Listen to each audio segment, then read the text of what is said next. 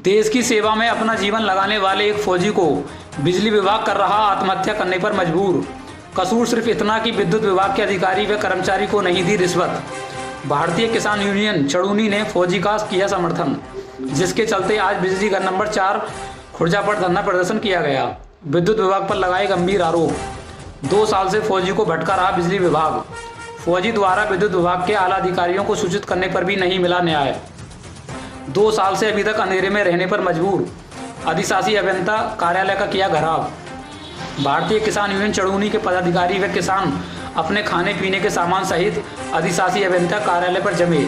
बोले जब तक नहीं होगा समस्याओं का समाधान नहीं जाएंगे यहाँ से। विद्युत विभाग के अधिकारियों द्वारा आश्वासन दिया गया था कि शाम 5 बजे तक आपसे वार्ता की जाएगी और समस्या का निस्तारण कर दिया जाएगा, लेकिन खबर बनाए जाने तक विद्युत विभाग का कोई अधिकारी किसानों से वार्ता करने नहीं पहुंचा, जिसके कारण किसान यूनियन चड़ूनी के कार्यकर्ता अभी तक बिजली घर नंबर 4 पर भरी ठंड में धरना देकर बैठे हुए हैं। के धरने में जो कि भारतीय किसान यूनियन चड़ूनी की तरफ से यहाँ पे रखा गया है और ये अधिशासी अभियंता का स्थान है जहाँ पे हम लोग बैठे हुए हैं। इनकी कुछ मांगे हैं, पीड़ित हैं ये लोग, तो इनसे बात करते हैं क्या इनका मुख्य मुद्दा है, क्या इनकी मांगे हैं और क्या परेशानी इनके सामने आ रही है। तो हमारे साथ में अभी जिलाध्यक्ष महोदय हैं, मैं उनसे बात करता हूं। सर, अपना परिचय देंगे। मेरा नाम सूबे सिंह डागर है और मैं भारतीय किसान यूनियन चड़ूनी का जिलाध्यक्ष हूँ और प्रदेश प्रभारी उत्तर प्रदेश। आज मुख्य यहाँ पे मांग क्या है आपकी, किस वजह से आपको यहाँ बैठना पड़ा है? ऐसा आज ही लगभग 2 साल हो गई। ये हमारे बगल में बैठे हैं फौजी है, पवन फौजी, और इनको इतना प्रताड़ित कर दिया है इस विभाग ने कि ये एकदम कहने लगे भैया मैं तो आत्मदाह करूंगा।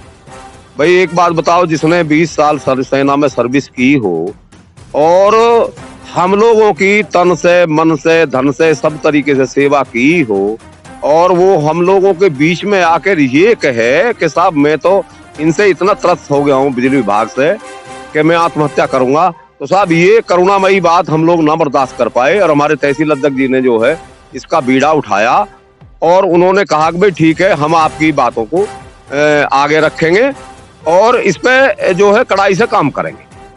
हमारे तहसील अध्यक्ष प्रदीप चौधरी ने कई बार इनसे मुलाकात की है, एसडीओ से भी मुलाकात की, जेई से मुलाकात की, एक्शन साहब से मुलाकात की। एक बार जब ये एक्शन साहब के पास मुलाकात करने को आए और इन्होंने इनके मुद्दे के लिए थोड़ा सा टाइट करके कहा तो एक्शन साहब कहने लगे बुलाओ उनको, क्या नाम है, कोतवाल साहब को, बोला इनको जेल भेज देते हैं। अब साहब हम लोग वह जेल के जाने के लिए आए हैं कि हमें कोतवाल साहब बुला लें और हमारे लोगों ने जेल भेज दें, समस्या तो जब समाधान होएगी हो जाएगी, अब हम जेल जाएंगे। जेल जाने के लिए बैठे, जेल बहुत भेजे हैं, हम भी तो देखें जेल कैसे भेजे हैं। और जहां तक समस्या है, गांव की भी बहुत सारी समस्या है। बिजली विभाग के लोग पैसा ले आए हैं लोगों से, उनके बिल तो जमा करने के पैसा नहीं ये खा गए और उन पे बिजली को बिल जा रहा है। लोगों की चोरी करवा रखी है। एक मुद्दा तो ऐसा हो साहब के 8वीं तक का स्कूल है, वहां में इन्होंने ट्रांसफार्मर का बिल तो जा रहा है बिजली को बराबर, पर वहां ना ट्रांसफार्मर है, ना वहां लाइन है और ना आज तक वहां बिजली गई। कौन सी जगह की बात है? ये गांव समस्तपुर की बात है। गांव समस्तपुर प्राथमिक विद्यालय सरकारी है? हाँ सरकारी है, सरकारी की बात कर रहा हूँ मैं। जूनियर हाई स्कूल सरकारी विद्यालय है। और उसके बारे में जब एक्शन साहब से कहा गया कि ऐसी ऐसी समस्या है तो एक्शन साहब कहने लगे बोलो ये किसानों की समस्या थोड़ा ही है, ये तो शिक्षा विभाग की समस्या है। बोलो उनको बीएसके साहब को बताओ। समस्या में बीएसके साहब की भी चिट्ठी लिखी गई है, प्रधानाचार्य ने भी चिट्ठी लिखी है और गांव प्रधान ने भी समस्या जो ही उसके बारे में इनको लिख के दिया, पर कान में काई के पे जू ना रहेंगी। वे ट्रांसफार्मर बेच के खा गए, वे लाइन के तार इन्होंने बेच दिए, ये उसके वो समस्या भी यहाँ है। कई किसान ऐसे बैठे हैं कि उनके ट्यूबवेल भी ना है, चोरी की रिपोर्ट दर्ज कर दी है। जो चोरी ना कर रहा है रिपोर्ट दर्ज कर दिया तो पैसा दे दो ना तो रिपोर्ट दर्ज होंगी। तो अंधेर नगरी और चौपट राजा। अब हम लोगों ने यूं कह दिया कि साहब आज तो हमारे थोड़े से पदाधिकारी हमने बुलवाए हैं ताकि वार्ता हो जाए। वार्ता हो जाएगी ठीक है, 5 बजे तक का टाइम हमारी कार्यकारिणी ने दे दियो कि 5 बजे तक कोई आ जाएगा तो ठीक है, ना तो धरना बादस्तूर रहेगा।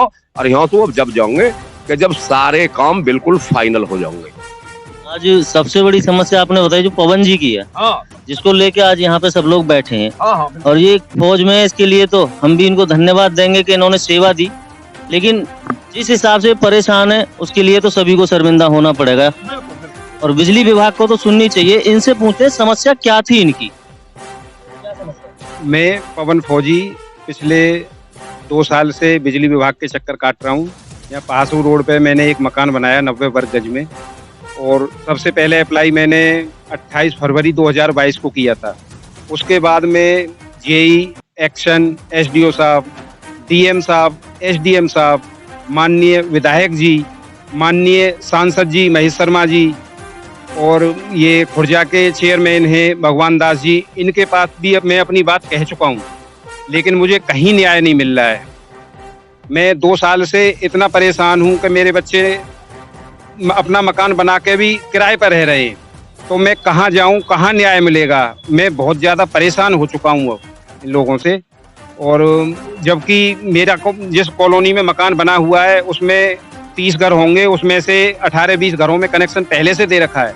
मेरा जो मकान है वो एलटी लाइन से 25 मीटर की दूरी पे है। मैं फौजी आदमी हूँ, झूठ नहीं बोलूँगा।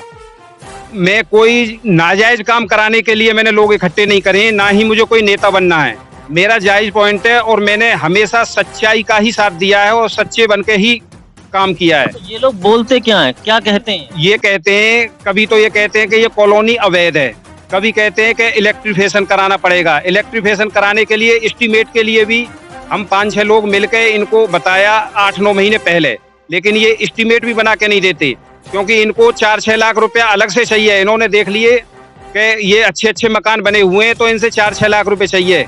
एक बार सोमदत्त सोलंकी जो एसडीओ यहाँ के खुर्जा के, ये मेरे साथ गए मेरे मकान पे, मकान को देख के बोले मकान में तो इतना पैसा लगा लेते हैं, 1.5 लाख रुपए बिजली के लिए खर्च नहीं कर सकते। मैं बोला साहब मैं फौजी आदमी हूँ, 15-20 हजार रुपए खर्च कर सकता हूँ, मैं इतनी मेहनत से पैसा कमा के लाया हूँ। लेकिन उन्होंने कोई बात नहीं सुनी मेरी बिल्कुल। अब मैं जाऊं तो कहाँ जाऊं, क्या करूं? मैं इतना तंग हो चुका हूं, मेरे बच्चे इतने तंग आ चुके हैं कि पहले तो मैं फौजी हूं, मैं आखिरी सांस तक लड़ूंगा, पीछे नहीं हटूंगा। और अगर मुझे मेरा हक नहीं दिया गया तो मैं यहाँ आत्मदाह करूंगा, सबके सामने करूंगा। और इस बात के लिए यहाँ का शासन प्रशासन, क्योंकि मैं सभी के सामने अपनी गुहार लगा चुका हूँ, वो होगा।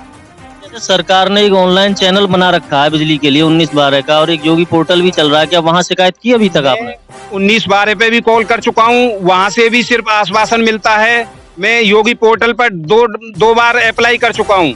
एक बार अप्लाई किया, उसका कोई रिएक्शन नहीं मिला। ऐसी वगैरह बैठते हैं बुलंदशहर में, क्या उनसे वार्ता हुई इस विषय पे? साहब के पास भी यहाँ मीनाक्षी जी के यहाँ पे, माननीय विधायक जी मीनाक्षी के यहाँ पे कैंप लगाया था उन्होंने, वहाँ पे एससी साहब आए थे तो वो लिख के भी दे के गए थे। एससी साहब से मिल चुका हूँ मैं, और उसके बाद में चीफ इंजीनियर जो बुलंदशहर में बैठे हैं उनके पास भी जा चुका हूँ। लेकिन करने वाले यही हैं, एसडीओ एक्शन ही है करने वाले। और ये कहीं से कोई लेटर आता रहे, इनको कोई जोर दबाव नहीं है, कुछ नहीं है, ये नहीं करेंगे कुछ भी, इनको सिर्फ पैसा चाहिए। ये थे पवन फौजी। इनका कहना है कि यहाँ पर केवल भ्रष्टाचार चलता है, अगर पैसा दोगे तो काम होगा।